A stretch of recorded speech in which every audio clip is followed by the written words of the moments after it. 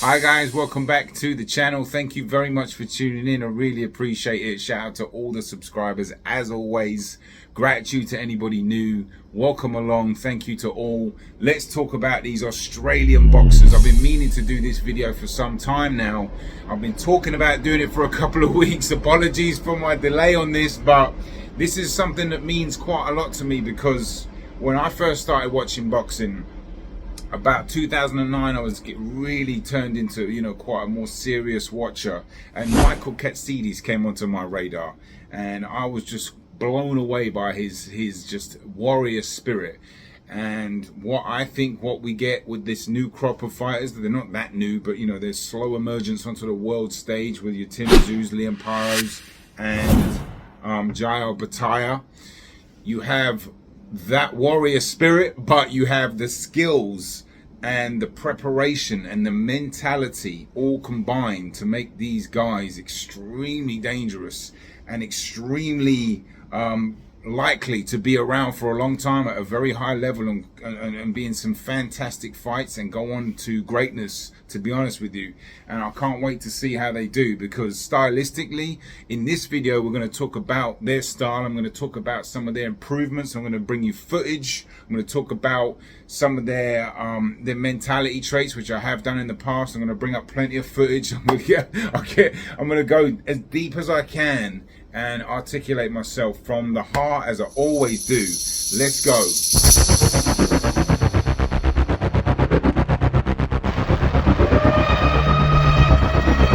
This is throwback era. None of these pussies that should be in this era anymore. This is throwback.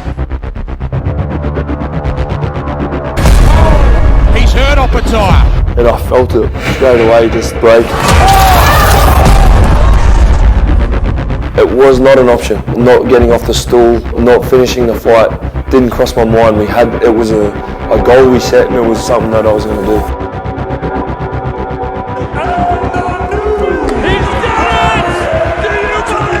It's just the best feeling in the world. I love this feeling of winning or being a champion. It's been a long, hard road, and it's my time. Like I said, it's Paro time. It truly, really is. I've said that for a long time, and I keep proving it.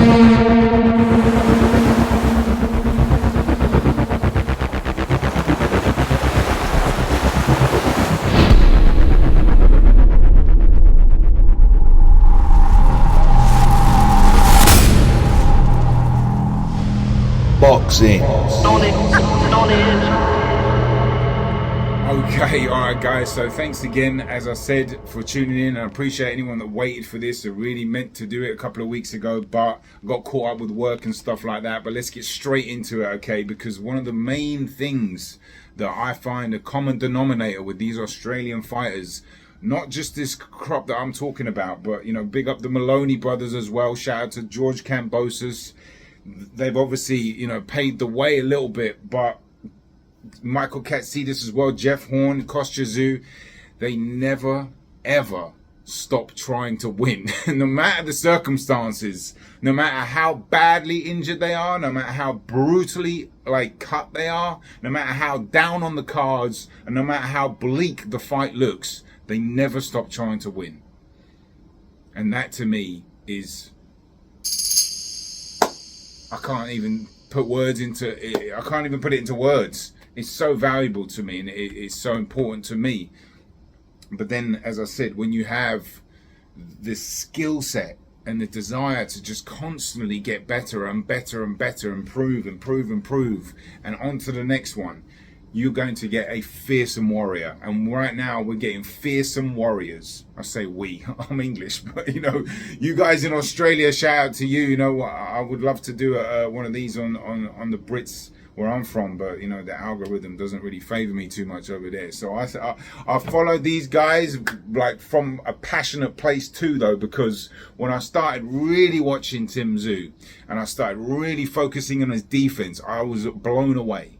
And let me start, I'll come back to that because I've got a lot to say on all of these things, really. I want to start with Michael Katsidis because I think, as I said in the opening minute, I was very drawn into his style because he was giving Hall of Fame fighters absolute hell. Right.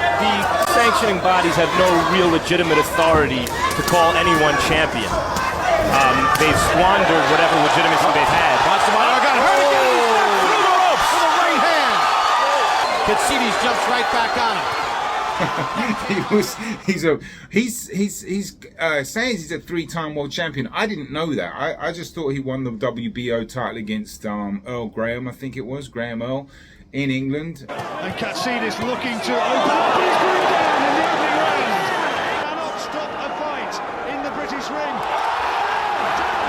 Big right hand from Earl. What about that? Big right hand from Earl, but here comes Katsidis again. So they're going to retire him, and the fight is all over. I think he might have won another vacant interim belt as well. But, you know, listen, either way, an amazing accomplishment. And he did that from his preparation, his steel mentality, and, you know, just never ever quitting it. And Katsidis is a special fighter to watch because no matter how hopeless it looks for him, he's usually able to impose himself physically on his opponent and change the course of the fight that he's losing.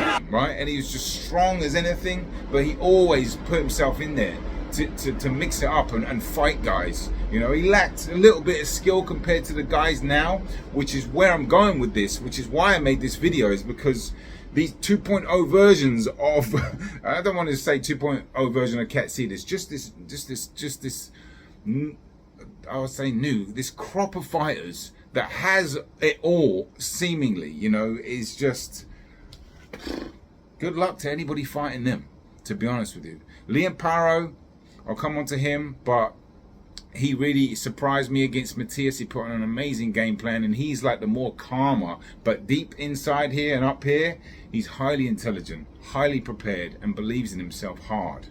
And a big part of this video as well is their character, their upbringing, and what they believe in, and how they got to where they are from not just hard work, but their upbringing. You know, obviously it's no secret Tim Tszyu has a Soviet style upbringing, which, you know, I love. And there's someone in the comments, one of my other videos mentioned that his you know, his parenting from his parents, you could say it would be borderline abuse today, and I don't know exactly what they did, and I would disagree with that, because I like that kind of parenting. You know, I was, you know, grew up in quite a strict household, to be honest with you. Not comparing it whatsoever, because whatever he went through is just Eastern Bloc. That's what made him, though. You know, this is if you look at how sadistic he is with some of the smile he puts on, he's got this really dark, sinister, sadistic energy. How do you go about taking a fighter's soul? Do something, cause pain and grief in their life, especially in that ring. Do you enjoy that? Love it. Inflicting it? That's what I live for. And that is from the Soviet style. And he used to say, you know, one half of the house he used to live in would be Australian, and the other would be Soviet style. But at the same time, it wasn't a life of privilege. It was a life of like a Soviet style type of military upbringing. You know, like you have to win in everything. There's no such thing as losing. There was rituals that we had to do: get up in the morning, go for training. There were certain foods that we had to eat. So, you know, it was all about discipline in life, and that's the upbringing that I'm used to. Same with his brother. Now, back to whether that would be abusive today. Now, David Benavidez, right, and his brother Jose Benavidez was raised by their dad, who's openly said that he might have pushed the kids a little bit too far. But look at what they've done to their kids, right? Tim Tszyu, could be a 2-time world champion very soon. He's a phenomenal human being. They love their family, you know, unit. Obviously, his dad just came back into training camp, so, you know, whatever they went through and whatever they did, it worked. You know, so like I've got no real issues with it, and like, and I'm not saying, you know, it's hard for me to comment on it because I'm obviously not there, but like I think parents need to be harder on their kids. The way parenting and the society is going, it's actually detrimental to kids to not you know, discipline them. Discipline is a massive part of boxing. Discipline, and you know, some form of punishment. You know, and just like, you know, I don't know. maybe I'm a bit old school as well, but I'm all for it really. And I know, you know, you can look at the Benavides family and think, man, maybe he did go too far, because his sons they've got that same sort of sadistic mentality that Tim Tszyu has. But, you know, I'm all for it really, to be honest. But because, you know, you got to let parents parent when the proof is in the pudding at the end of the day. And these are great young men. And if you look at Nikita Tszyu, he's just like so relaxed, and they both are. But they both raised for the same parents, and look at what they're doing. Look at what they're doing in their life. How positive to society are they? Amazingly. Now you look at Jaya Opetaia too. His parents, right, came in and were like, if you want to train, he had friends come around his house and say, you have to, if you want to train, you know, if you want to hang out with your friends, you got to train first. I was just always training. I wasn't allowed to do anything, go hang out with my mates until I trained first. So if I had a mate stay over or hang out, my old man would make us both train. So it was just train, discipline. And look at what they've done. It's the parents, you know. It's amazing.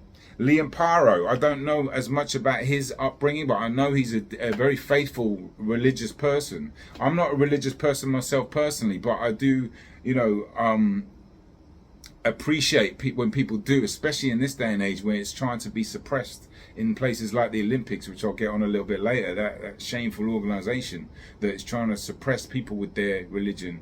And I think I've personally been around a lot of fighters that are religious, and I see the discipline and the benefits of them and their belief and their belief system and what it does to them in boxing. I've seen it personally on several. I've got about 4 or 5 different personal people that I know that get the best out of themselves because of their beliefs.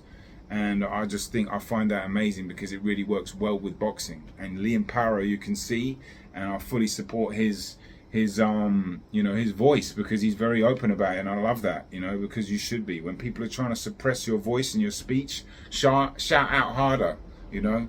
So big up Liam Paro for that.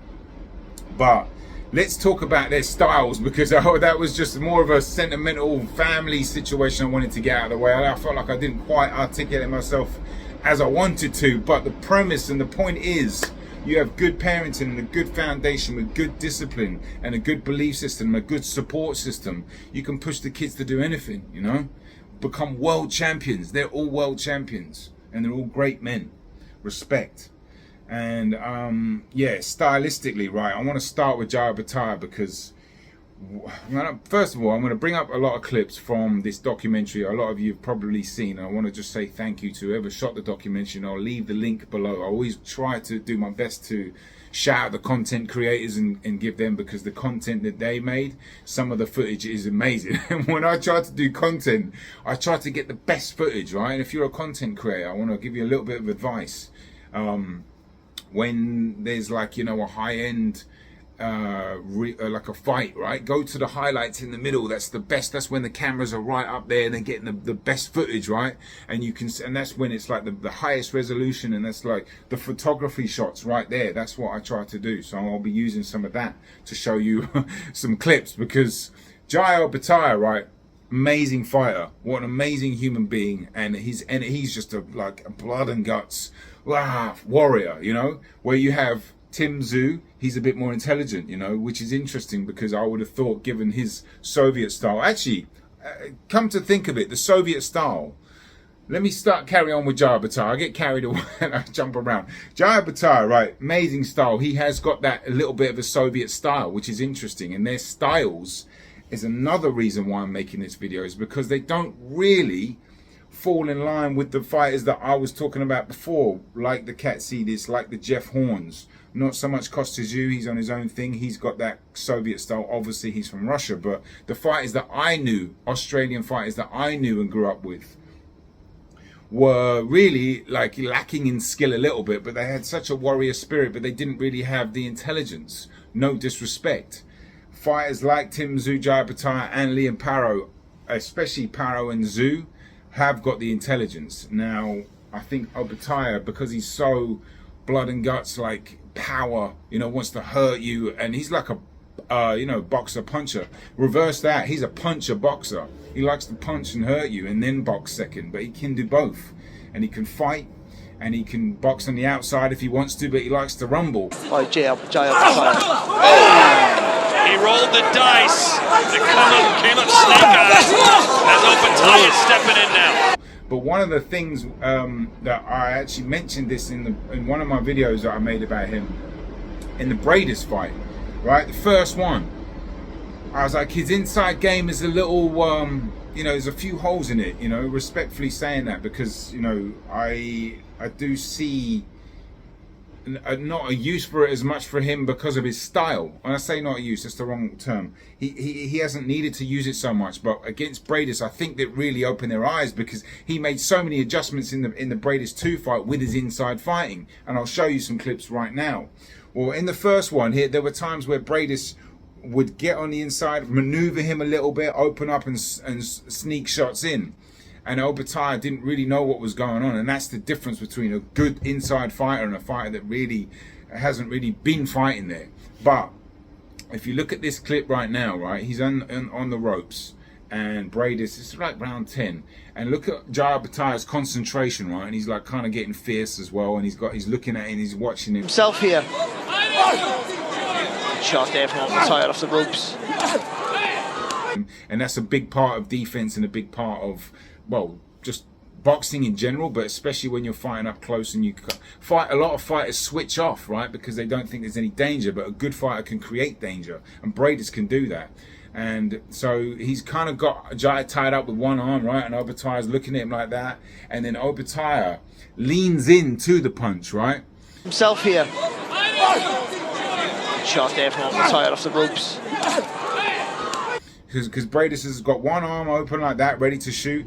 Opetaia leans in. Now I'm going to get technical now, right? There's slots, right? It's 1A, B, C, and the slots continue underneath a little bit as well. I don't want to get too technical, but basically he's in the B slot, right? And Bradis is about to whack him, so he moves closer to shut the distance and shuts the shot down, right? Then it opens up like that, right? And then instead of leaving his head there, he tucks his head on Bradis' shoulder, which is something he hasn't done before. So he fully knows that that's the only shot that he can get caught with, and he smartly moves out the way. It's really cute, small stuff, but he wasn't doing that in the Bradis 1 fight. Bradis, again, he picked off Opetaia, who was coming in. And there's another clip here where he's kind of wrestling with Bradis a little bit, but he understands he's got to tuck his chin. He starts to fire back himself a little bit, but he wasn't just like standing there waiting and getting moved around and countered. So he's made the adjustments already, which is, again, the evolution of these fighters is not going to stop because of their desire and their commitment in the gym. I'll show you this clip from when he was in the Olympics, actually, or training for it. The world. So what would you tell every 17-year-old about being an Olympian, a boxer, that? A lot of kids my age at school and stuff, they say, you're real lucky, that's crazy, that. But, it's not luck that got me here, it's hard work. So, you work hard, you can do what you want, Hard work, dedication, who says that all the time? Money too. And money too. It was an old clip, but it's so interesting, isn't it, when you say, well, you're lucky. And it's like, well, okay, you want to go and do it? You be my guest, I'll bring you to the gym. And these people that are saying that would never go to the gym. So sacrifice, discipline, hard work, dedication in the toughest sport ever, and they're still trying to constantly get the best version of themselves, which, as I've said before, is a massive part of this channel. It's a massive part of what I'm trying to do in my life, and that's another reason why I'm so enamored by these fighters, because boxing is so hard, and they're at the top level, fighting for a living to provide for their family, and they're just not content, and they just want to get better and better, and they are getting better. And you are going to see he's going to dominate the cruiserweight division for sure. He's going to become unified. If Chris Billam-Smith will pick the phone up, doesn't look like they want that fight. Opetaia's fighting, I forget the guy's name, Jack Massey, is it? I'll do a little breakdown on that fight closer to the date. But Yeah, I don't expect Opetaia to have any issues with him. I think I've seen him fight. I think he beat Isaac Chamberlain in the last fight. I remember watching the highlights a little bit, but I would like to watch it a bit deeper. But look, Jai Opetaia, man, what a guy. What a legend. I mean, not a legend yet, but maybe he is. The way he's going. I mean, that was a legendary performance against Bradis. Let's be honest. The way his jaw was cut. Through the middle round. Oh, he's hurt Opetaia. And I felt it straight away just break. The way he handled the situation, the way he kept trying to fight. It was not an option. Not getting off the stool, not finishing the fight, didn't cross my mind. It was a goal we set, and it was something that I was going to do. Brave stuff from the Australian world title challenger, who's been hurt badly in this round, but is still on his feet. And still punching. Which is probably that's why I think somebody like Jai isn't as intelligent as your Tszyu and Paros, but he just wants to fight, you know. He just wants to fight. He wants to fight the best. I just want these unification fights to happen, you know, and I know it's just an easy fight to make. Man, let's just fight. You know, what are we waiting for? Like what? You know, what are they saying? Oh, you know, do this and we'll save this for later. What for? Why? Let's fight. All the time. It's a little hot in here, guys. Apologies, man.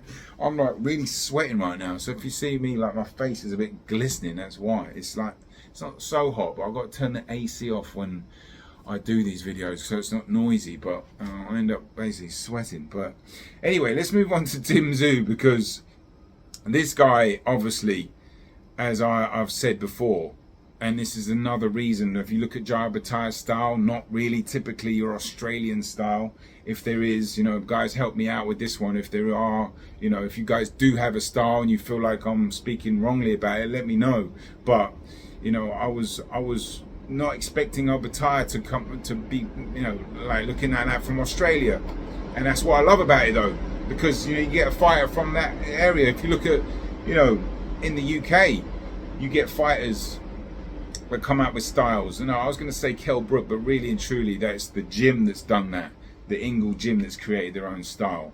But Tim Tszyu, not your quintessential, you know, blood and guts first as an Australian, because he's so intelligent. He's not really, doesn't really fight like a Soviet style either. And he's got elite defense where he's shoulder rolling, he's tight, and he's like, you know, tuck under like that. He'll turn shots.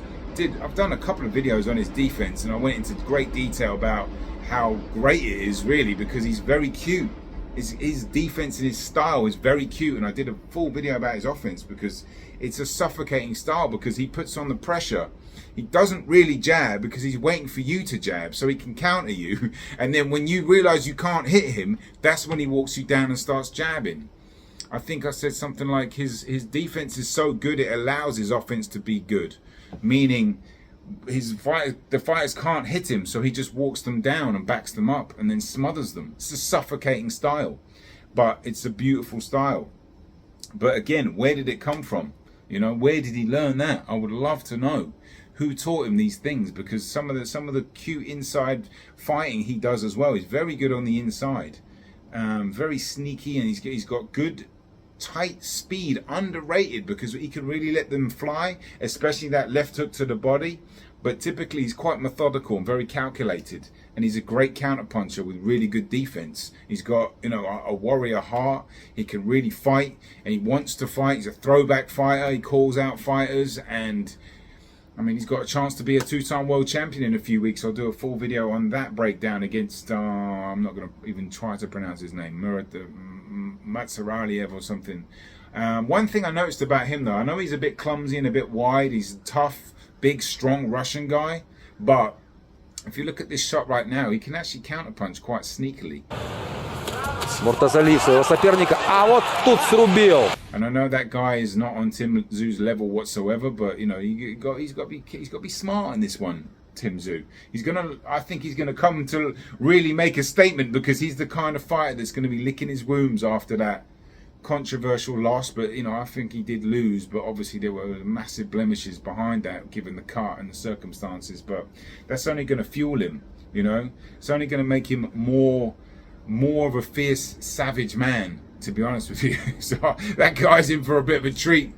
That big, let's call him the big bearded Russian. I mean, when is that fight? I'll have to look up. But I know his brother's fighting on Wednesday. I probably might sneak in a sneaky video on Tuesday for a quick breakdown on that one. Nothing too elaborate, but I know you guys tune in for that when I do those. I'm always super grateful for anyone that's locked in. If you're in this far, thank you very much. You know, I really appreciate the love I get from everybody, but you know, especially the Aussies. You know, I really do. So anyway, I'll do a bit more looking into these fights and do a more technical breakdown. I wanted to do a breakdown on Tim Tszyu's punches from a scientific angle. In fact, right now, I'll show you something right now that I wanted to talk about. I'll give you a little sneak preview about what he does when he's offense. You know, when not so much with the technique, but little tricks. In this video, in this little side where he's got Tony Harrison on the ropes, right? And these little sneaky little punching like lanes you can create. And what Tim Tszyu does when he's got him hurt, he puts his arm up there, which is called framing, right? He does a frame, right? And then he turns the frame into a peel, where a peel is where you pull the glove down, right? Lomachenko actually does it really well. He's talked about this as well in a video. And where you're literally yanking your opponent's glove down like that so you can create an opening. Backs him to the ropes. Here's a left hook. No movement, no holding. Yeah, he needs to grab him.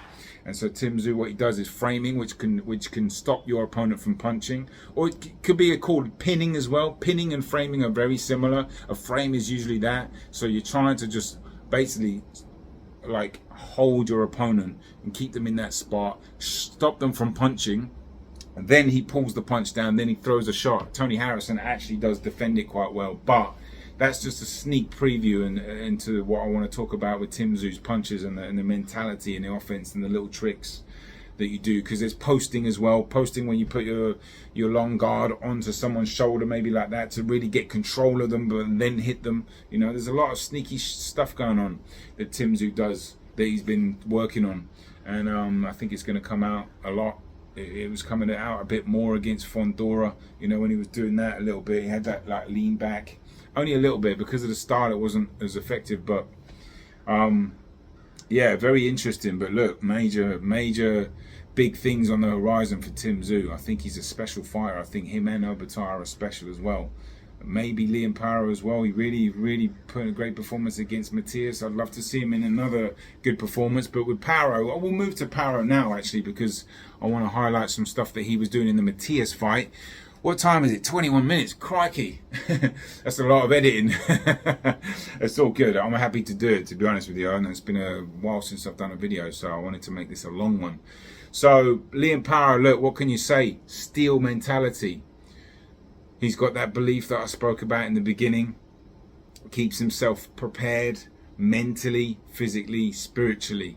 And look, he's always going to be in the mix, and that division is going to be some excellent fights in that division.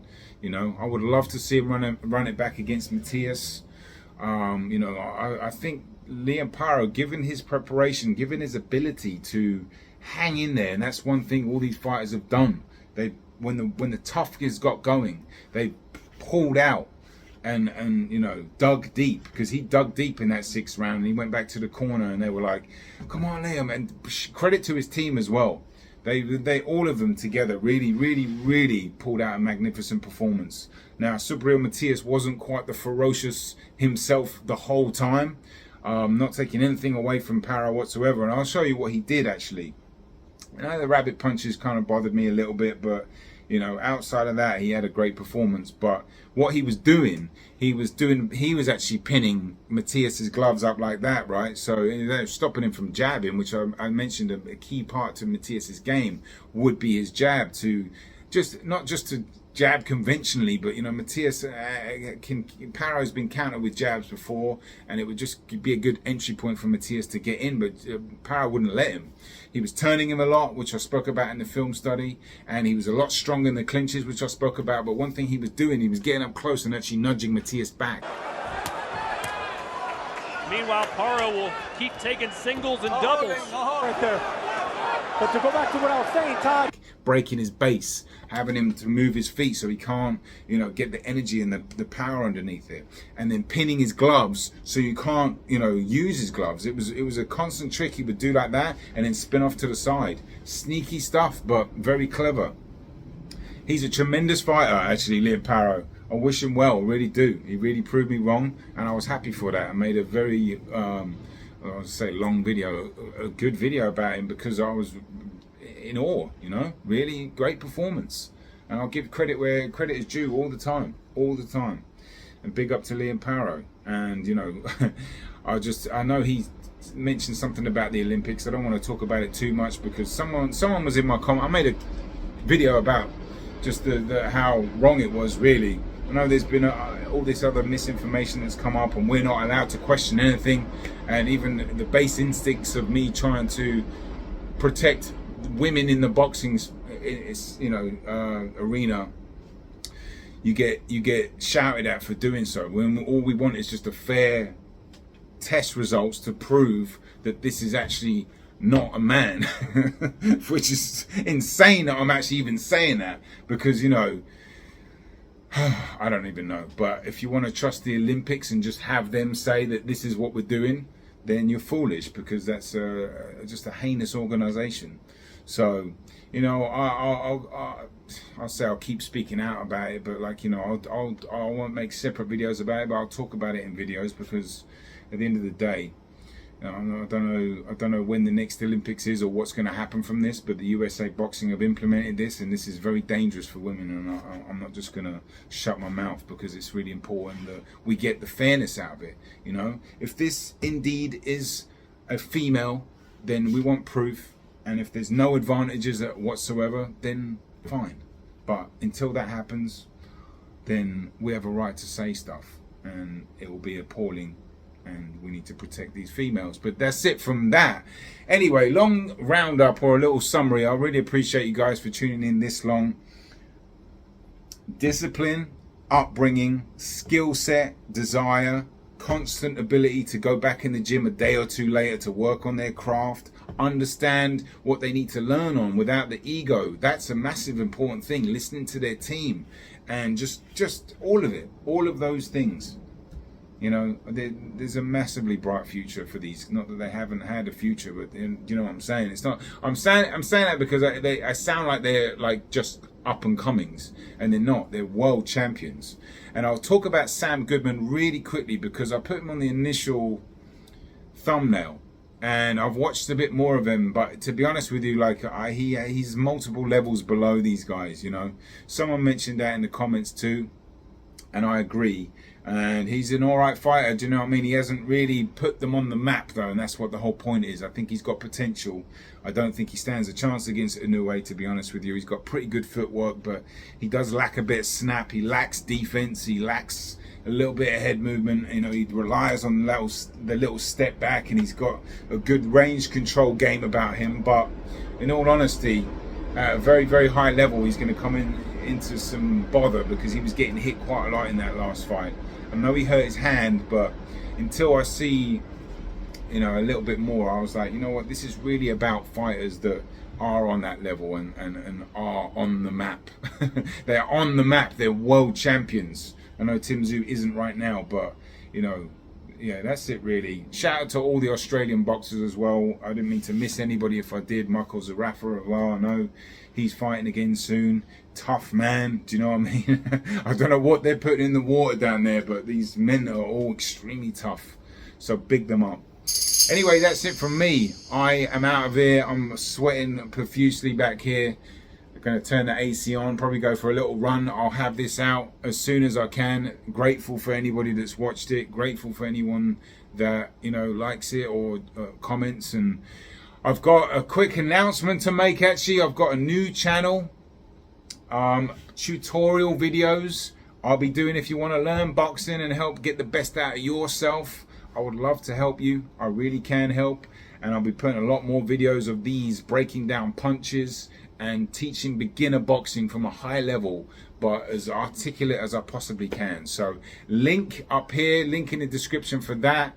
And I've got more videos on the way. I will be getting them out as soon as I possibly can. But for me, I'm out of here. Boxing on the edge. Peace and love. Have a great weekend, all right? Morning, guys. How you doing? Let's talk about the left hook for beginners. Complicated punch, but there's a few steps you can do to simplify it. Getting a really good stance. This is very important. Relax. Hands on your chin. Now, how do you get your arm from here to here? That's the question. You got to drop the shoulder up a little bit, okay? Like that. Then whip the shot round. Whip the shot round. Try to end like that with your fist either straight or up like that with the thumb facing up. Don't forget to move your shoulders, hips, knee and foot at the end. That's very important. All in unison to get that torque and that swerve and that swing. Bah, right? Keeping this hand up. Bah. Boom. Drop the shoulder here. Boom.